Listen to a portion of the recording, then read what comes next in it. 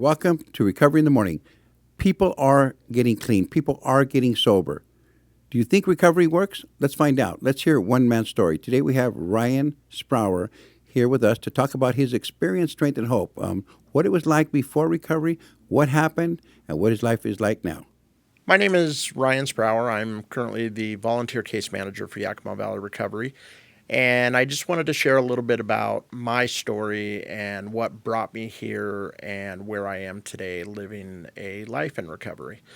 So, a little bit about me. I grew up in a small farming community. I grew up on a cattle ranch outside of town.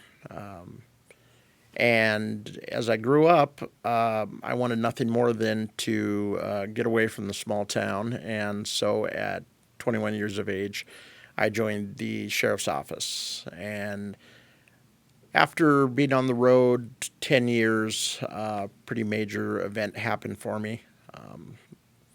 And I sustained an injury and went into communications.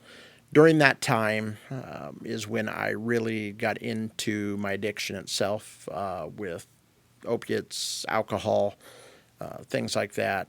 And it got really, really bad.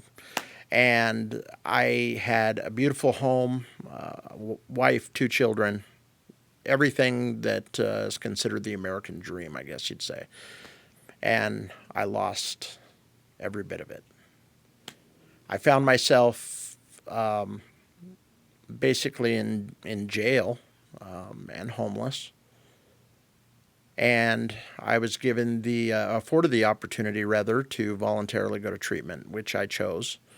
I ended up at James Oldham Treatment Center in Buena. I believe I'm saying that right. And while I was there, that's when I really got my first introduction into the world of recovery. It's a world I didn't know I wanted or that I even needed, to tell you the truth. And when I was there, I learned a lot about myself, but the question was, what was I gonna do after? I was gonna return home and continue my life, and just hope that recovery found me. And what happened while I was there is I was introduced to Yakima Valley Recovery. And I did not, at the time, have the means to or the want, really, to live in sober transitional living outside of the treatment environment. And so I was introduced to that, and Yakima Valley Recovery took me in and afforded me the opportunity to get my feet under me and help me to find the funding necessary to live that type of life. And what I did is I started meeting, joining certain 12-step groups. I met some amazing people with decades of recovery underneath them who were telling me they're happier than ever. I finally sustained a sponsor who has decades of sobriety, and he started teaching me, how to live life healthy and how to deal with the things that I always masked with alcohol and drugs. And while in the home, the first thing I noticed when I came into Yakima Valley Recovery, the homes are not like the other sober transitional homes that I was familiar with. These homes were beautiful. I mean, more beautiful than anything I even had in my former life.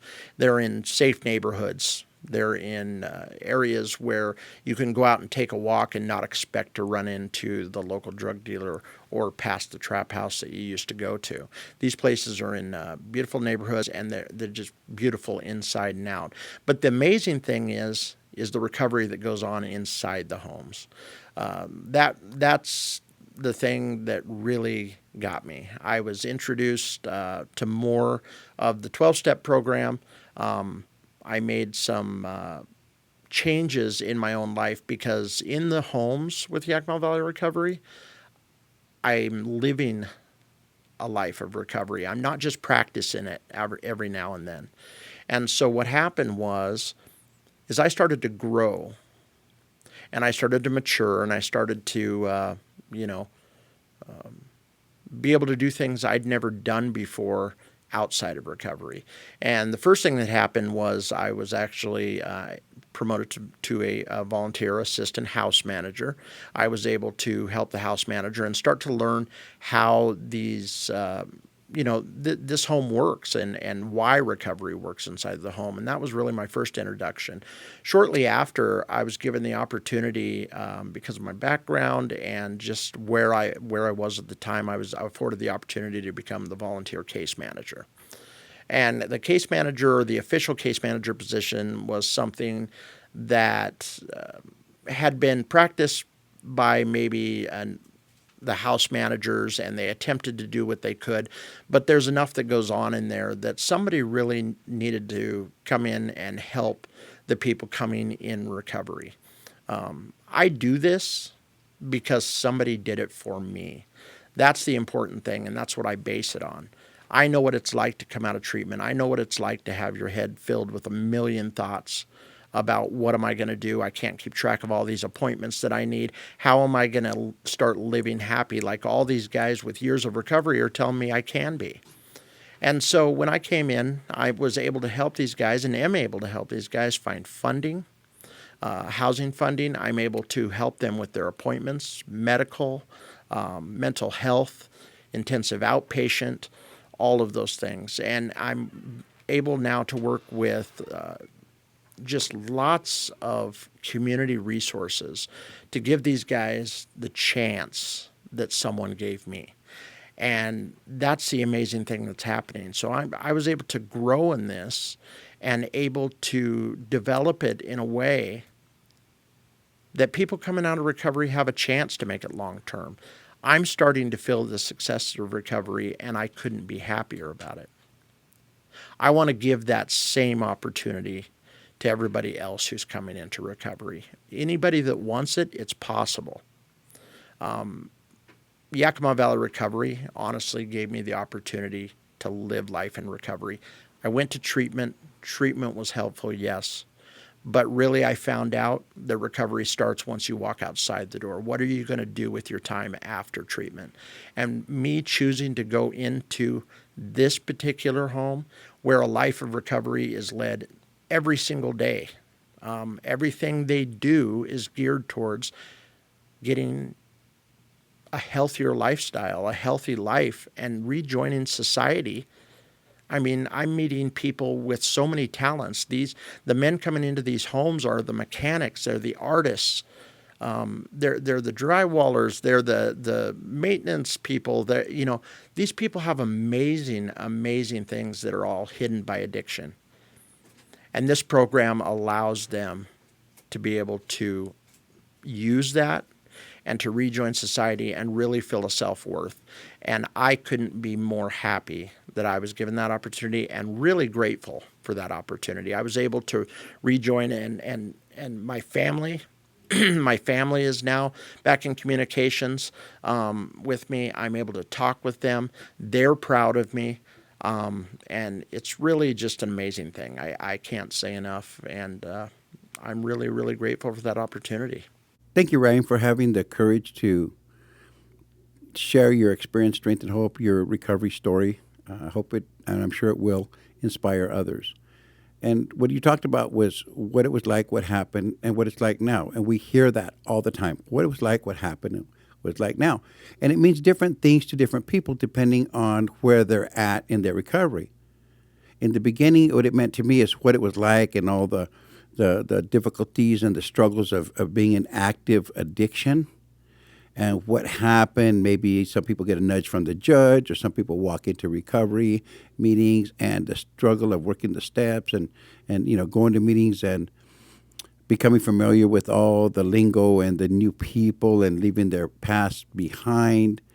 And what it's like now, maybe you got a job down at the warehouse or 7-Eleven or went into college, and kind of a progressive and change of environment. And that's what it meant to me, too, in the beginning. But the longer I've been involved in this progression of changing my life and to growing along spiritual lines, what it means to me now is something totally different. What it was like walking on this planet without a working relationship with God.